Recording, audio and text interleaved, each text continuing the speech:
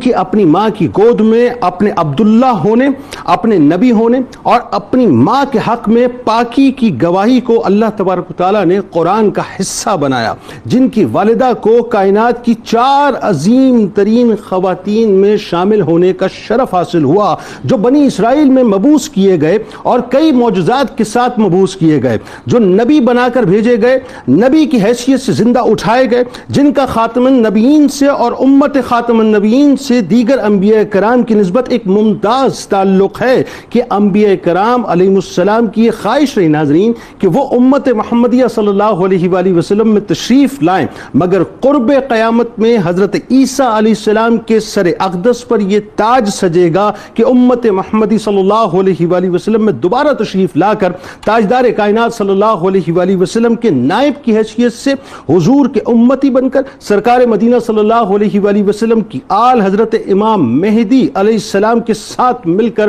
اسلام کو دنیا بھر میں پھیلانے کا عظیم ترین فریضہ انجام دیں گے۔ لہذا ناظرین، آج جو سو کال متجددین ہیں یا ان کے پیروکار ہیں، وہ ذرا پہلے پڑھ لیا کریں بات کرنے سے پہلے کہ عیسیٰ علیہ السلام کا نزول ہونا ہے قیامت سے پہلے۔ حضرت عیسیٰ علیہ السلام کا نزول بھی ہوگا، جو علامات کبریٰ میں ایک بہت بڑی علامت ہے کہ سورہ نساء کی آیت نمبر 157 سے آواز آتی ہے، اور ان کے اس کہنے یعنی فخریہ دعوے کی وجہ سے بھی ہم نے اللہ کے رسول مریم کے بیٹے عیسیٰ مسیح کو قتل کر ڈالا ہے، حالانکہ انہوں نے نہ ان کو قتل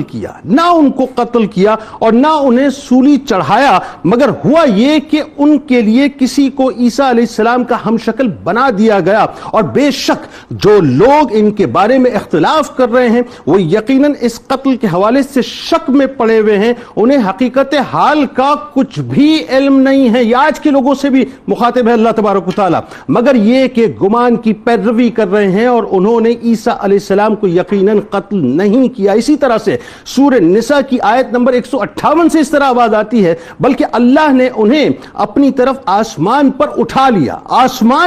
لیا اور اللہ غالب حکمت والا ہے۔ اور سورہ زخرف کی آیت نمبر 61 سے آواز آتی ہے، اور بے شک وہ عیسیٰ علیہ السلام جب آسمان سے نزول کریں گے تو قرب قیامت کی علامت ہوں گے، پس تم ہرگز اس میں شک نہ کرنا۔ یہ جو آج شک میں لوگ مبتلا کر رہے ہیں، ان سے اللہ تبارک و تعالیٰ مخاطب ہے کہ اس میں شک نہ کرنا اور میری پیروی کرتے رہنا، یہ سیدھا راستہ ہے۔ اور مسلم شریف کی حدیث ہے ناظرین کہ حضرت ابو ہریرہ رضی اللہ تعالیٰ عنہ سے روایت ہے کہ سرکار مدینہ صلی اللہ علیہ وآلہ وسلم نے فرمایا کہ حضرت عیسیٰ علیہ السلام آسمان سے نازل ہوں گے اور مسلمانوں کو نماز پڑھائیں گے، پھر جب اللہ کا دشمن دجال حضرت عیسیٰ علیہ السلام کو دیکھے گا تو یوں پگھلنے لگے گا جس طرح نمک پانی میں گھلتا ہے۔ اگر عیسیٰ علیہ السلام اسے چھوڑ دیتے تب بھی وہ خوف سے گھل گھل کر مر جاتا، لیکن اللہ تبارک و تعالیٰ اسے حضرت عیسیٰ علیہ السلام کے ہاتھوں قتل کرائے گا، اور حضرت عیسیٰ علیہ السلام اپنے نیزے پر دجال کا خون لوگوں کو دکھائیں گے۔ اور مسلم شریف کی ناظرین ایک اور حدیث پاک ہے،